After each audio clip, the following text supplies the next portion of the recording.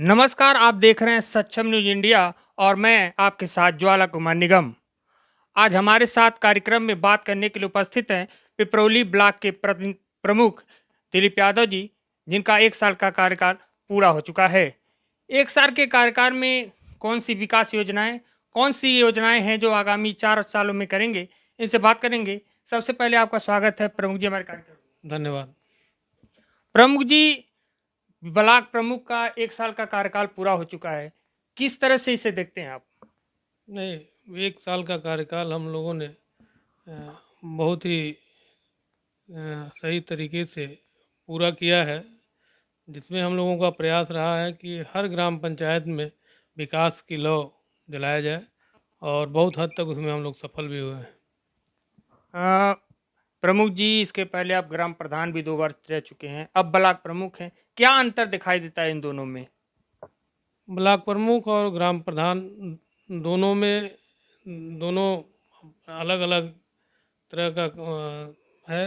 दोनों मतलब अध्यक्ष तो एक तरह से दोनों में अध्यक्ष ही रहते हैं, लेकिन वो ब्लॉक का दायरा थोड़ा बड़ा होता है और ग्राम पंचायत स्तर से काम होता है, ब्लॉक क्षेत्र पंचायत का पूरे ब्लॉक में काम करना होता है। पिपरौली ब्लॉक प्रमुख पद की अगर बात की जाए तो पहले कहा जाता था कि इस ब्लॉक प्रमुख पे बाहुबली और दबंगों का ही अभी तक रहा है, लेकिन इस बार के चुनाव में आप निर्विरोध चुने गए, उसके उलट आप रहे, आपके ऊपर कोई आपराधिक मुकदमा नहीं, न कोई आपसे किसी का द्वेष है, तो इसे किस तरह से देखते हैं आप?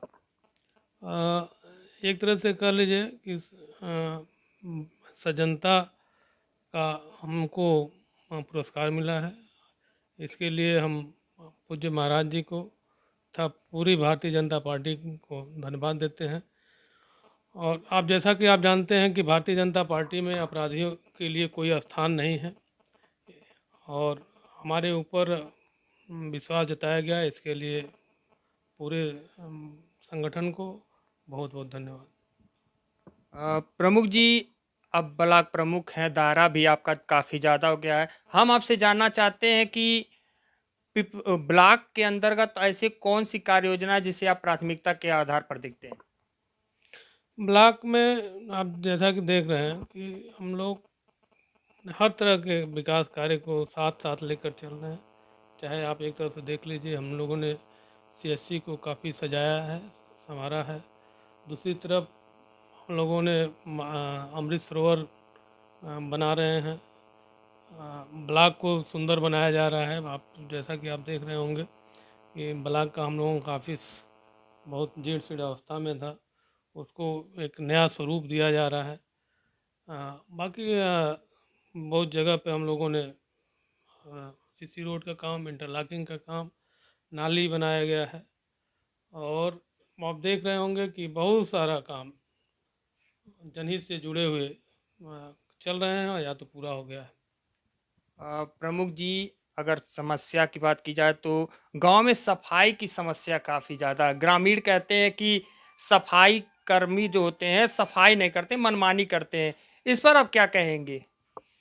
सही है कि जैसा कि सभी लोगों का जो मानसिक ये है कि पहले अपना सभी लोग अपना घर अपना द्वार साफ करते थे, लेकिन अब सभी लोग सरकारी कर्मचारियों के भरोसे हो गए हैं और सरकारी कर्मचारी हमारे और आपके बीच का ही है। तो काम करते हैं, ऐसा नहीं कहा जा सकता कि काम नहीं करते हैं, काम करते हैं। कहीं न कहीं हम भी उसके दोषी हैं कि हम अपने घर का कूड़ा अपने घर के सामने डाल देते हैं। जब नियत स्थान पे ही कूड़े को डालें और अधिक से अधिक अ, थैले का प्रयोग करें, पॉलीथीन का प्रयोग न करें। घर से थैला लेकर ही बाज़ार जाएँ। आप देख रहे होंगे लोग 2 रुपए का सामान भी प्लास्टिक में लेके आते हैं। जैसा कि जानते हैं यहाँ पे पूरा इंडस्ट्रियल एरिया है। काफ़ी मात्रा में यहाँ पे किराएदार रहते हैं और किराएदार जो है 2 रुपए का सामान भी उसी प्लास्टिक की थैली में लेकर आते हैं और अपने जहाँ किराए के मकान में रहते हैं वहीं से फेंक देते हैं। जिससे हमारे मतलब सारे जो अगल बगल के जितने ग्राम पंचायतें हैं आप देख रहे हैं उसमें ज़्यादा समस्या है, नालियाँ चौक हो जाती हैं। सफाई कर्मी कितना काम करेगा। इस समय देखा जा रहा है बाजारों कस्बों की बात है, कचरा निस्तारण की जो समस्या है काफ़ी गंभीर होगी।